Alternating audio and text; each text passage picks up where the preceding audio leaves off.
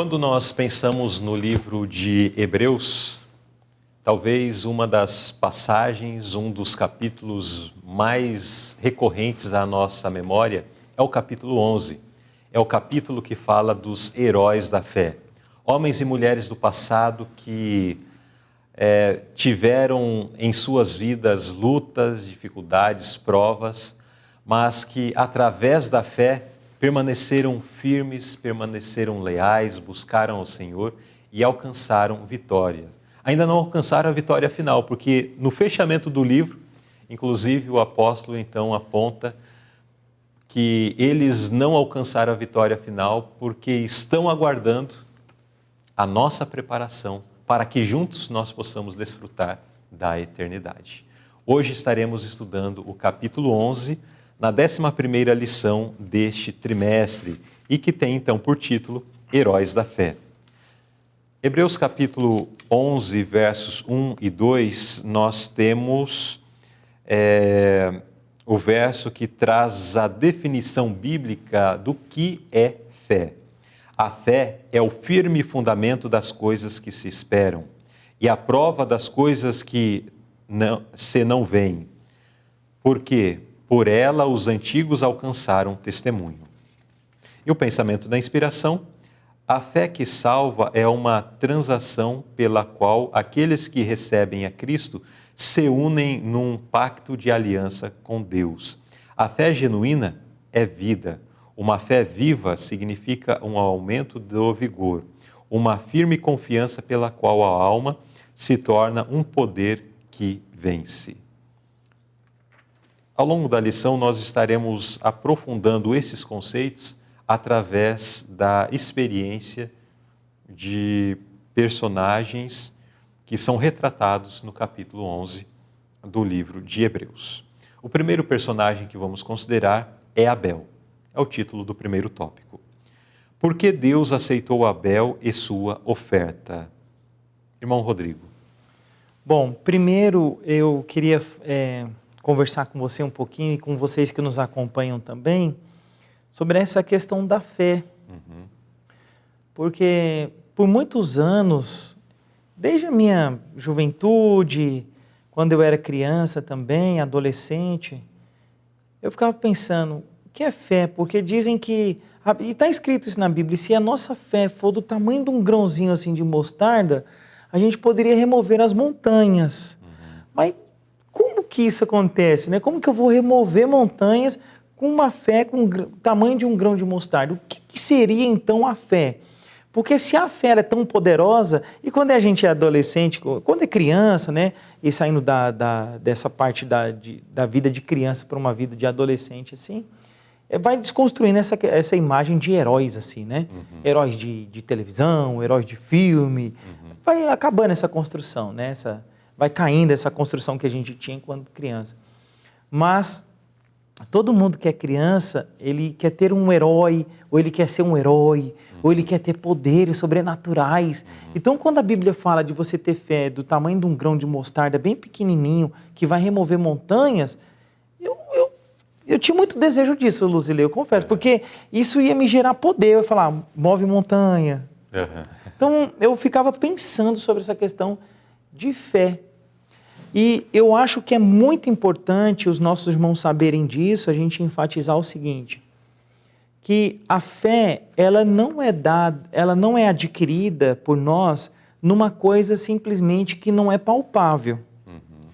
Por exemplo, o texto que você leu e que está aqui na nossa lição diz que a fé ela é um fundamento. Ou seja, ela é o alicerce ali da sua vida cristã, de você como um religioso, como uma pessoa religiosa. Mas está dizendo que a fé é o fundamento das coisas que se esperam, ou seja, não é qualquer coisa. Porque aí a pergunta fica a seguinte: o que eu espero? Isso aqui é importante a gente pensar, porque essa pergunta faz com que nós entendamos todo o contexto dessa lição. Porque nós vamos falar sobre Abel, nós vamos falar aqui sobre Jacó. E quando nós fazemos a pergunta, o que eles esperavam, o que nós esperamos, isso é fé. E aí eu expresso essa fé. Eu estou esperando alguma coisa e a expressão da minha fé é a ação. A forma como eu ajo no dia a dia demonstra o que eu espero, né? Isso! E se eu digo que espero determinada coisa e a minha ação não é correspondente, significa que, de fato, o que digo não corresponde com o que eu de fato espero. Isso, exatamente. Então, por exemplo, quando na última noite de libertação do povo de Israel, estou fugindo aqui um pouquinho, Sim, né? Mas é mas só vamos para a lá. gente poder. É aquilo que você falou, se deixar a gente fica aqui. Então, o povo de Israel, naquela última noite que eles estavam saindo ali do cativeiro, ali do Egito, né? Daquele período de escravidão, aquela noite foi uma noite marcante para eles, porque Deus falou para eles assim: olha, cada família sacrifica um cordeiro. Vocês vão pegar o sangue desse cordeiro, vão aspergir, vão passar nos umbrais das portas, que hoje é chamado de batente das portas. Vocês vão passar nos batentes das portas. Você vai comer o cordeiro e os pães, mas você não vai comer sentado. Você não vai comer de pijama. Você vai comer cingidos, com os lombos cingidos, com roupa de ir embora. Preparados para sair. Vocês vão comer com um cajado na mão. Vocês vão comer, não é sentado não, é para comer em pé também. E os pães não podem ter fermento, porque eu quero que esse pão seja assado rapidinho. Porque com fermento demora mais o processo. Eu quero que seja rápido. Então as pessoas que sacrificavam o cordeiro pascual, mas sentavam, estavam de pijama, estavam à vontade dentro de casa, eles estavam aguardando alguma libertação? Não. Não. Então a expressão da fé deles era fazer o que Deus estava pedindo, porque tinha algo por vir. Daqui uns minutos, daqui algumas horas, tinha algo por vir. Que eles esperavam. Que eles esperavam. Aí entra dentro da pergunta que está na nossa lição, que você me fez, por que Deus aceitou a oferta de Abel? Bom, primeiro porque Abel ele compreendeu que os pais foram criados perfeitos por Deus dentro do jardim do Éden. E que os pais violaram e transgrediram as ordens de Deus. E essa transgressão fez com que os pais fossem expulsos do jardim e que o salário do pecado para os seus pais e para a posteridade, que no caso era o irmão dele e ele, o salário era a morte. Mas que havia uma alternativa para sair dessa morte eterna. Ele entendeu isso. Ele reconheceu isso e falou: eu aceito isso para a minha vida. Eu vou sacrificar o cordeiro, porque Deus pediu isso como símbolo de que eu reconheço, de que eu tenho fé. Eu tenho fé que Jesus Cristo vai vir aqui no meu mundo morrer por mim. Eu creio. E como que eu expresso essa fé de que ele vai vir? Vou sacrificar esse cordeiro aqui. Foi exatamente isso que ele fez. Então, por que Deus aceitou Abel e sua oferta? Por ele ter compreendido estes princípios de redenção, ele agora colocou em prática a fé dele, sacrificando o cordeiro. Foi exatamente isso que aconteceu. Ou seja, a sua ação correspondia com o que ele esperava. Exatamente. Estava de acordo, né? Com o que ele esperava, que isso é fé. Ele estava esperando. Então, vejam só, não são as obras que deu a salvação para ele. As obras que ele praticava era de uma pessoa salva já em Cristo. Por eu compreender que já existe um plano, independente da minha existência, existe um plano de resgate, e por eu aceitar esse plano de resgate, eu me torno uma pessoa salva.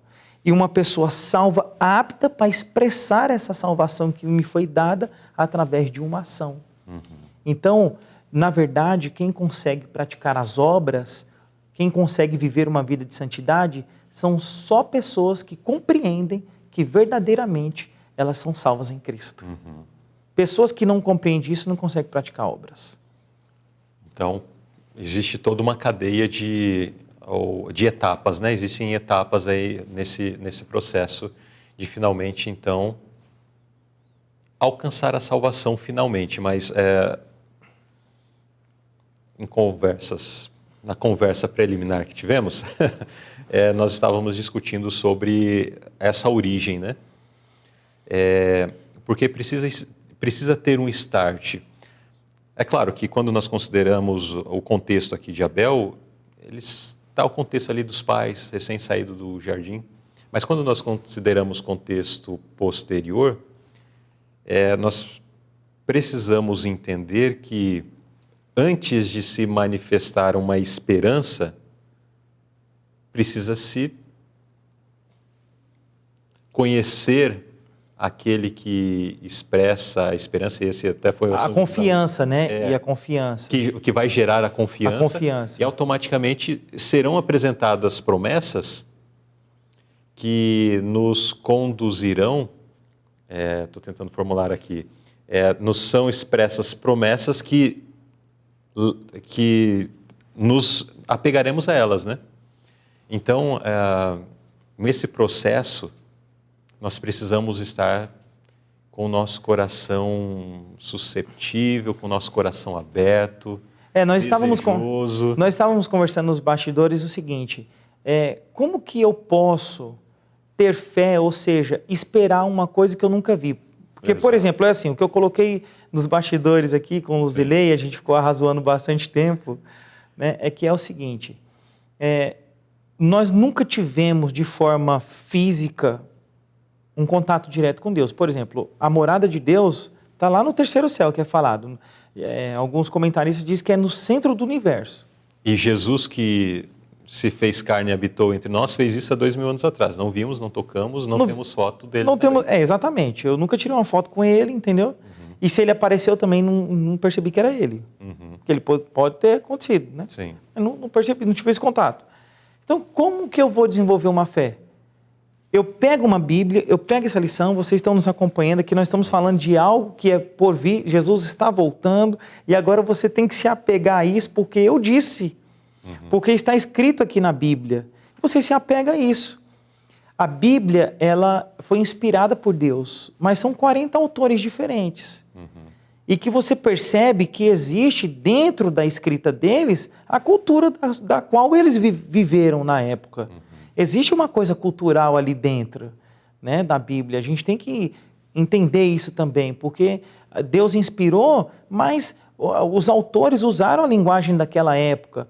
Então você fica assim, e agora, né? Como que tudo isso funciona? Como que eu vou desenvolver? E aí eu acabei dando um exemplo, e você também trouxe, né, mais esclarecimento sobre isso, o nosso relacionamento conjugal, né, com as nossas esposas. Nós conhecíamos ela plenamente para gerar uma confiança e falar, não, vou colocar essa mulher para dormir do meu lado da minha cama toda noite. Eu vou dormir, eu vou apagar, o sono é considerado pela ciência uma morte, eu vou dormir com essa mulher do meu lado aqui, eu não vou ter perigo não, ela não vai me matar não.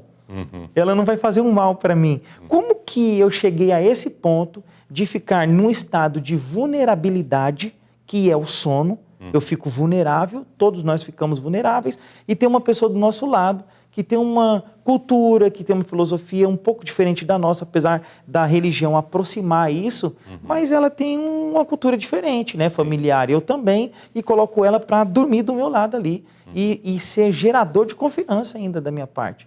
Como que isso aconteceu? Houve uma construção, degrau após degrau, né?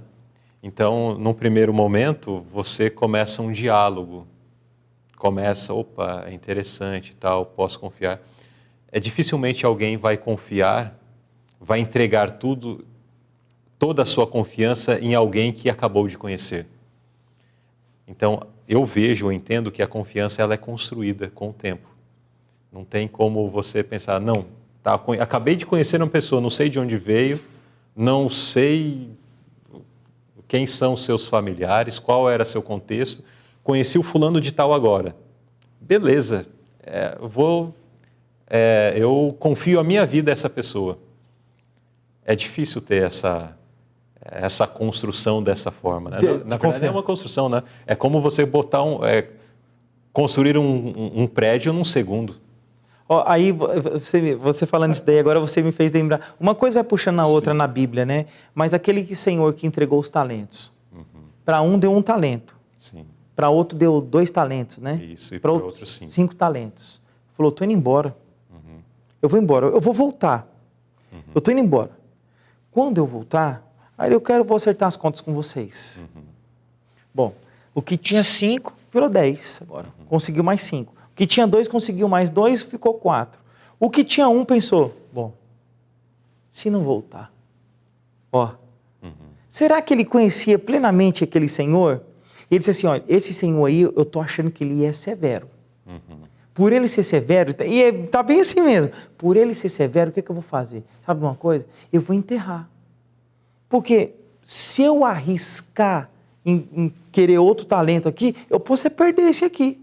Sim. E esse senhor é muito severo, eu vou ser maltratado por ele.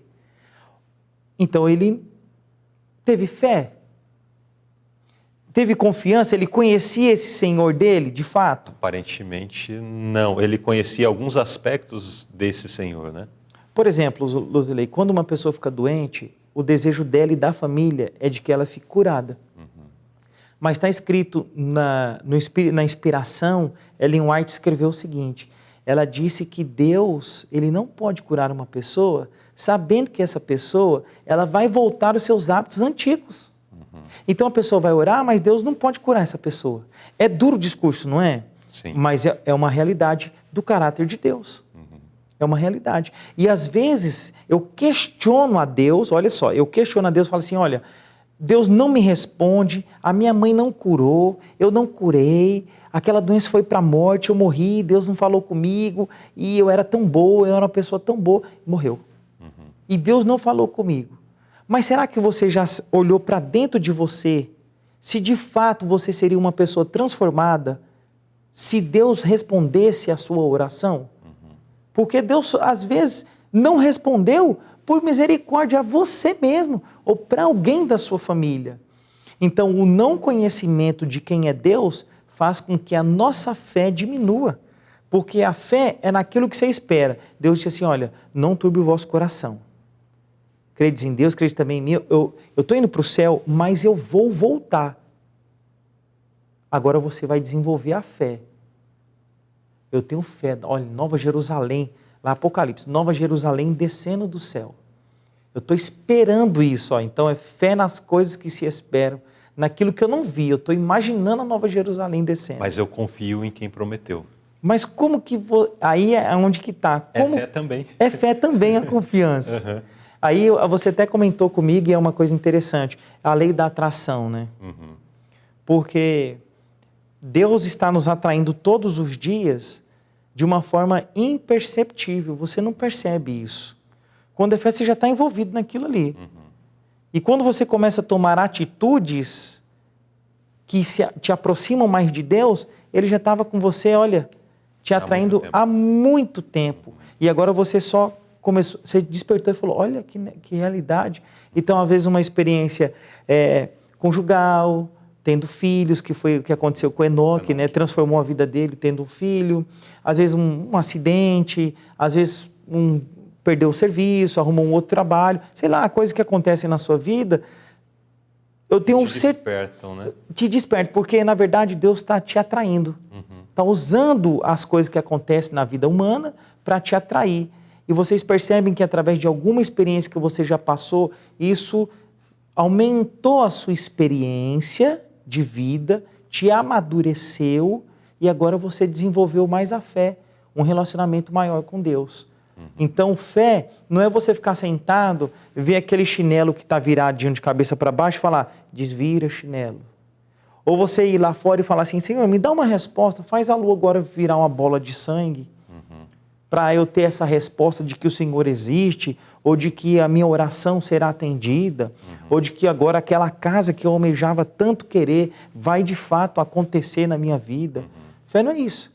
Fé é uma experiência que você desenvolve com Deus todos os dias. É por isso que a gente sempre fala, orar pela manhã com a família, particular primeiro, logo que você acorda, culto familiar, você vai para o seu trabalho pensando nas coisas de Deus, as suas palavras devem ser palavras edificantes para aqueles com quem você está se relacionando.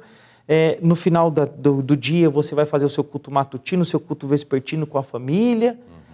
Por quê? Você tem que ir à igreja, tem que ir à igreja. Por que você tem que ir à igreja? Porque lá você vai estar na comunhão junto com os irmãos, prestando culto e uma adoração a Deus. Isso é edificante para a sua vida, é aproximando você de Deus. Por exemplo, recentemente eu aprendi o seguinte, existe um besouro chamado besouro Holström. Esse besouro, ele vai andando assim no chão e ele vai formando uma bolinha. Os egípcios viram aquilo ali e falaram, olha, essa bolinha parece o sol. Aí os egípcios começaram a entender que existe um buraco negro aqui e um buraco negro na outra extremidade. E que quando vai nascendo o sol, é o deus besouro que está rolando aquela bolinha que é o sol. Está rolando aquela bolinha, limpando a vida espiritual da humanidade. Olha só. E depois, quando ele desce aquela bolinha e escurece, esse Deus ele se esconde. E agora o Deus das trevas aparece. Os egípcios, Luzilei, eles tinham medo da noite. Eles tinham medo da noite porque eles achavam que agora eles ficavam vulneráveis aos deuses que não gostavam dos egípcios. Aí uma das pragas foi o quê? Trevas. Deus estava querendo falar assim, olha, vocês estão com medo, né? Eu sou o Deus do dia e eu também sou o Deus da noite. Controlo tudo. Eu controlo todas as coisas. Então agora vocês creem que é o Deus que está de dia aí? Então vou mostrar para vocês. De dia agora vai ter trevas. Porque eu sou maior do que esses deuses que vocês pensam, que vocês creem que não existe. Sou eu o próprio Deus que cuida de vocês de dia e de noite. Nossa, eu falo para você, eu não sabia dessa história. Eu nunca olhei por esse ângulo. Isso foi um divisor de águas para a minha vida espiritual, eu confesso para vocês. E quando eu falo, eu fico emocionado, eu gosto disso, entendeu? Isso me empolga. Isso me faz ter fé, mais confiança, crer mais, para viver mais, para praticar mais ações que me levam, me aproximam mais de Deus e que também serve de testemunho para outras pessoas. Falei bastante, né? Estou aqui, a gente não saiu... Estamos apenas na primeira pergunta, já passamos aqui 25 minutos do nosso tempo. Nossa! Mas, enfim, temos um conceito da fé, percebemos que ela se desenvolve, ou a expectativa, ou aquilo que é esperado, ele se espera a partir de algo que lhe foi prometido, né? Isso. E esta promessa, ela é amada ou é desejada a partir de um conhecimento de quem a prometeu. Isso mesmo. E a certeza, né, e a confiança, ela se dá na proporção de que, esse foi o ponto inicial da nossa conversa nos bastidores, ela se dá na proporção, a confiança, ela é maior ou menor na proporção em que eu conheço mais ou menos aquele que prometeu. Isso mesmo. Então, quanto mais eu conheço de Deus, quanto mais eu conheço acerca daquele que fez a promessa, mais certeza e garantia eu tenho de que ela realmente vai acontecer. A gente discutiu isso porque isso é um divisor de águas, usando a expressão do Rodrigo, na nossa vida espiritual. Às vezes nós queremos muito as promessas ou desejamos pouco. Mas desejamos pouco essas promessas, às vezes percebemos, nossa, aquele irmão parece que ele vive para as coisas de Deus, para a igreja, mas eu não tenho isso, não consigo sentir prazer em fazer isso, de estar estudando a Bíblia e tal. Para mim, essa ideia de céu é interessante e tal. Quando esse mundo for destruído, eu quero ir para o céu. Mas, antes de tudo, esse mundo tem muita coisa para oferecer. Eu quero viajar, quero fazer isso, quero conquistar aquilo. Não avaliamos, de fato, a promessa da vida eterna como algo assim essencial e em todo o seu valor. Mas por quê? Pouco conhecemos de Deus. Sim. E talvez isso que estamos mencionando faz um pouco de parte da sua experiência que está nos acompanhando. Portanto, aí já está até a resposta, né? Como fazer para valorizar as promessas da palavra de Deus? Procura conhecer mais de Deus. Isso mesmo. E aí agora você vai praticar até as chamadas boas obras.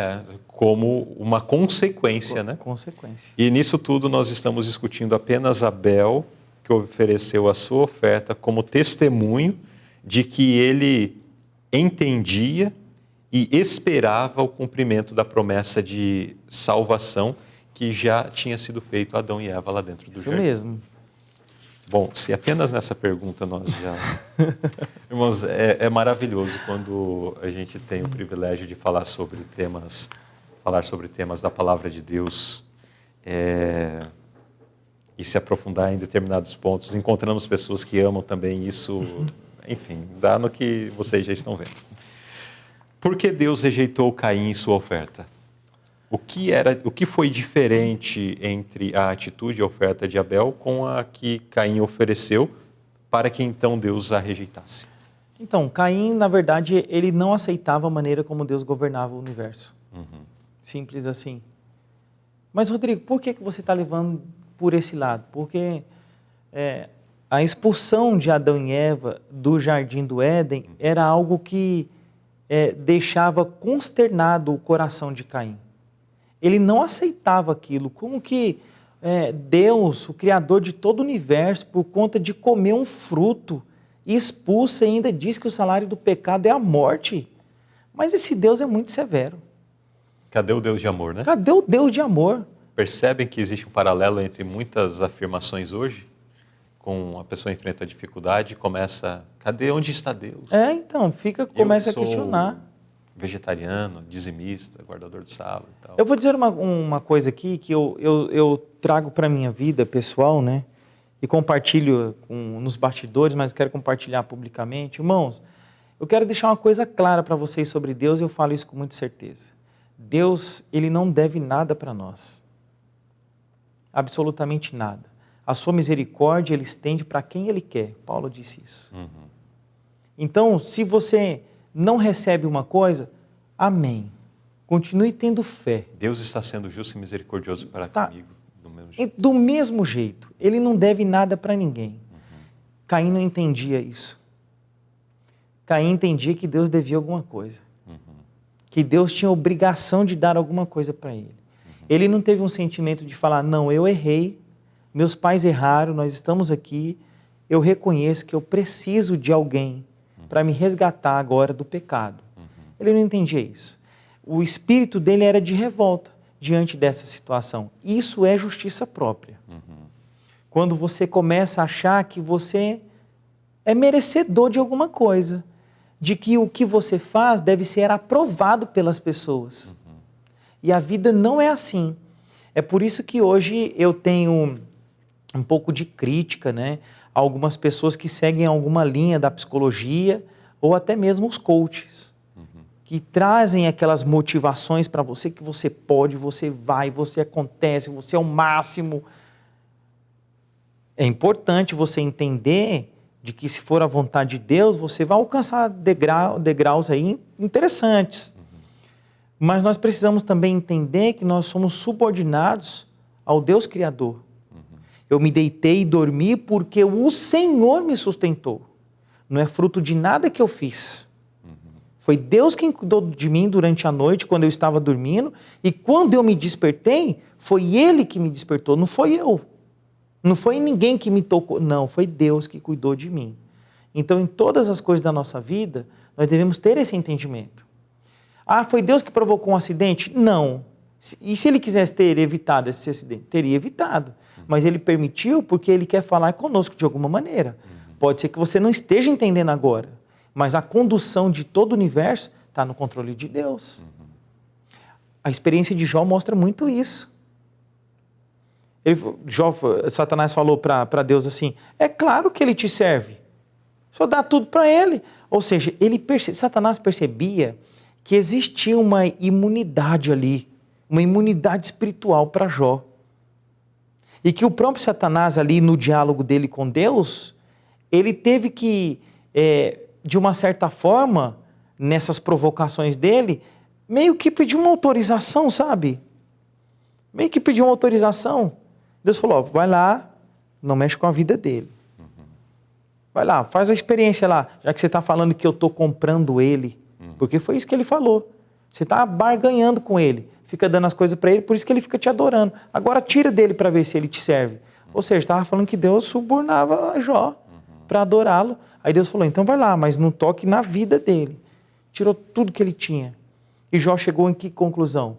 Bom, que conclusão que eu vou chegar aqui? Já sei. Eu nasci nu, e nu eu vou voltar para debaixo dessa terra aqui, ó. Então, bendito seja o nome do Senhor. Caim não tinha isso, irmãos. A nota diz o seguinte: Caim e Abel representam duas classes que existirão no mundo até o fim dos tempos. Uma confia no sacrifício indicado para expiar o pecado, mas a outra se aventura a depender dos próprios méritos. O sacrifício deste último grupo não tem a virtude da mediação divina e, portanto, não é capaz de conduzir o ser humano ao favor de Deus. É somente pelos méritos de Jesus que nossas transgressões elas podem ser perdoadas. Essa nota aqui me fez lembrar agora, Luzilei, do profeta Isaías. Depois os irmãos podem ler em casa. E o tempo nosso vai passando, estamos na segunda pergunta. Desculpa, irmão, mas eu fico empolgado com a coisa aqui. Isaías capítulo 6, os irmãos vão ler, do verso 1 ao verso 6. Isaías foi em visão, lá para o céu. E na visão que ele teve, ele viu os anjos. Ele viu um anjo cobrindo com as duas asas o rosto, duas os pés e com duas voava. E ele ouviu o anjo dizendo assim: Santo, Santo, Santo é o Senhor dos Exércitos. Quando Isaías ouviu o anjo dizendo isso, as colunas do templo no céu se estremeceram todinho. Se estremeceram. Aí Isaías disse assim, olha, os irmãos acompanhem lá, verso 5, verso 6 agora. Está bem nítido na minha mente aqui os versos. Isaías disse assim, olha, ai de mim, porque estou perdido. A tradução correta é essa, porque estou perdido. Mas nas nossas traduções, na sua Bíblia aí, que você deve estar conferindo agora, está escrito assim, ai de mim que vou perecendo. Olha só, na visão só, porque eu sou um homem de lábios impuros e habito no meio de homens de impuros lábios. Então essa nota está dizendo aqui, o que é o mérito do ser humano? O mérito do ser humano, a justiça própria, é você não entender e não aceitar que você é um pecador, mesmo usando gravata, usando o costume, né, pessoal? É costume que fala, mas é o terno para nós. Usando o terno, estudando a lição, indo para a igreja e dando cesta básica. Você é um homem, uma mulher de impuros lábios e habita no meio de pessoas assim. Não, Rodrigo, mas eu não falo palavrão. Não, mas você é uma pessoa de impuros lábios. Porque Isaías, um profeta de Deus, contemplando o céu, ele chegou a essa conclusão. E sabe o que teve que acontecer com o profeta Isaías? O anjo teve que pegar uma tenaz e colocar nos lábios dele. Dizendo para ele assim, olha, de fato, você é um homem de lábios impuros, mas eu vou cicatrizar esse pecado seu aqui. Ó. Deus não falou para ele assim, tadinho de você, Isaías, fica tranquilo, pecar é do ser humano, você é pecador, mas é do ser humano. Deus não disse isso para ele, não. Deus falou, vai doer aqui, vem cá, vou colocar aqui uma tenaz na sua boca, eu vou queimar. Realmente você é um homem de lábios impuros. Queimou. Ele falou, pode deixar que eu cicatrizo. Então existe a sua justiça, existe a justiça de Deus. O que nós não aceitamos de Deus é que todo arrependimento, todo reconhecimento tem que gerar uma mudança em você. Te causa um sofrimento, porque você está num caminho de pecado. Você, dentro do seu coração, as suas células chamam o pecado. Mas quando você se depara com a graça, com a salvação em Cristo, com o sacrifício de Cristo, e você fala, eu reconheço isso, dói. Porque é a tenaz, está te queimando para te transformar. E isso faz parte. E Caim não estava disposto a nada disso, a se subjugar, a se submeter. Eu me reduzo à escravidão. Paulo não falava isso, né? 1 Coríntios, se eu não me engano, capítulo 9, verso 27. Depois a gente tem que dar uma olhada direitinho, né? Vou falar muito esse verso. Subjugo-me, né? a escravidão, para que pregando a outros não venha o mesmo ser reprovado. Então, é a tenaz dele, né? E ele não reconhecia isso. Não reconheceu. E, consequentemente, pelas suas obras, se manifestou que ele não reconhecia isso, né? Isso. No momento de oferecer ali o sacrifício, ao invés dele levar um sacrifício com o animal, com sangue, ele leva um sacrifício dos frutos da terra, aquilo que ele bem entendeu que deveria ser, fazendo a sua própria vontade, não a vontade de Deus. Né? Olha que coisa interessante que você falou isso aí, sobre a questão da ação, né? Eu não quero usar esse vestuário aqui. Eu não quero usar porque Deus vê o coração.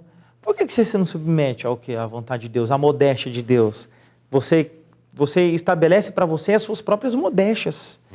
Por que não submete à modéstia que Deus propôs? Por que tem que ser a sua, não a de Deus? Justiça própria, né? É aquela mulher que diz assim, homem nenhum manda em mim, né? Eu faço do jeito que eu quero. Eu não quero estar preso a ninguém, né? Ou o marido que fala, eu não te devo satisfação, mulher. Deve satisfação, sim. Eu estou indo, vou chegar a tal hora. Eu avisei para a Adriana, né?